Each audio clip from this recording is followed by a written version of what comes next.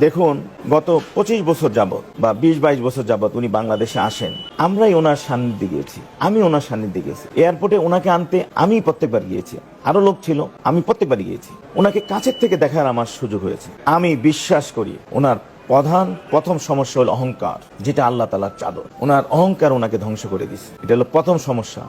দ্বিতীয় সমস্যা হলো উনি ওনার বাবার উস্তাদের সাথে বেয়াদবি করেছেন। আমাদের একজন বুজুর্গ মারা গেছেন কিছুদিন আগে, ওনার সাথে উনি বেয়াদবি করেছেন। হাজী আব্দুল ওয়াহাব সাহেব, উনি আল্লাহওয়ালা ছিলেন। ওনাকে কবরে রাখার পর ওনার কবর থেকে অনেক সুগন্ধি আসছে, ওই মহৎ ব্যক্তির সাথে উনি বেয়াদবি করেন। উনি সারা বিশ্বের উলামায়ে কেরামকে খেপিয়েছেন এরকম কথা বলে যে মাদ্রাসায় পড়িয়ে যারা টাকা নেয়, মসজিদের ইমামতি করে যারা টাকা নেয়, তাদের উপার্জন বেশ্যা মহিলাদের চোখ খারাপ। নাউজুবিল্লাহ। তাইলে আপনি যে মাদ্রাসায় পয়সা দেন, মসজিদে টাকা দেন, আপনার কামাইটা বেশ্যাদের চেয়ে খারাপ কামাই।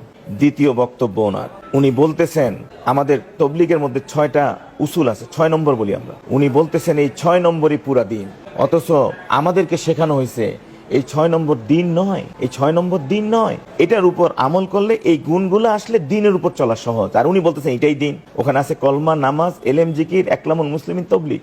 হজ কোথায় গেল? জাকাত কোথায় গেল? উনি বলতেছেন এটা দিন, এটা তো পুরা দিন নয়, এটার উপর চললে দিনের উপর চলা যাবে।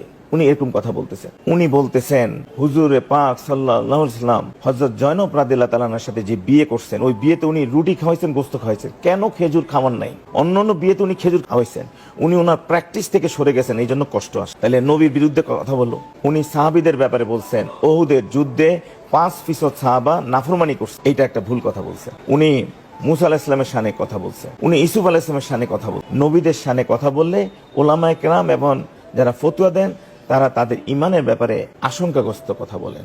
মুসা আলাইহিস সালামের শানে বলছেন মুসা আলাইহিস সালাম ইবাদতের জন্য আল্লাহর সান্নিধ্য লাভে বা এরকম কিছু ইবাদতের আকৃষ্ট হয়ে উনি ওনার কওমকে ছেড়ে তুর পাহাড়ে গেছেন, এই জন্য ওনার কওম মুরতাদ হয়ে গেছে, ইসলাম থেকে সরে গেছে। তার মানে ওনাকে ব্লেম দেওয়া হয়েছে, আসলে তো উনি আল্লাহর নির্দেশে গেছেন। উনি বলতেছেন কোরআনের অর্থ না বুঝে পড়লে কোনো লাভ নাই, অথচ আমরা জানি কোরআন বুঝে পড়ুক না বুঝে পড়ুক এক এক হরফে 10টা করে নিই। উনি বলছেন মসজিদে দাওয়াত দেওয়া এটা সুন্নত, মসজিদের বাইরে গিয়ে দাওয়াত দেওয়া এটা সুন্নত না, মানুষকে মসজিদে এনে দাওয়াত দিতে হবে। এটাও উলামায়ে কেরাম বলতেছেন এটা ভুল কথা। দাওয়াত তো সব জায়গায় দেওয়া যাবে। উনি বলেছেন তোমরা আমাকে মানো, এতাআত করো, ইখলাসের সাথে কাজ করো, তোমাদের কাছ থেকে ওই কাজ নেওয়া হবে যে কাজ নবীদের থেকেও নেওয়া হয়নি। উর্দুতে বলতেছেন তুম ইখলাস কে সাথ কাম করতে রহো, তুমসে ও কাম লিয়া যায়গা जो काम नबियों से नहीं लिया होगा। তুমি ইখলাসের সাথে ওই কাজ করো, ইতাআত করো, তাহলে তোমার কাছ থেকে ওই কাজ তোমার থেকে নেওয়া হবে যেটা নবীদের থেকে নেওয়া হয়নি। এটা কোনো কথা হলো বলেন আপনি? কোথায় আছে এটা? আমরা দেখতেছি ওনারা বাংলাদেশের লোকদেরকে ভুল মতাদর্শের দিকে নিয়ে যাচ্ছে।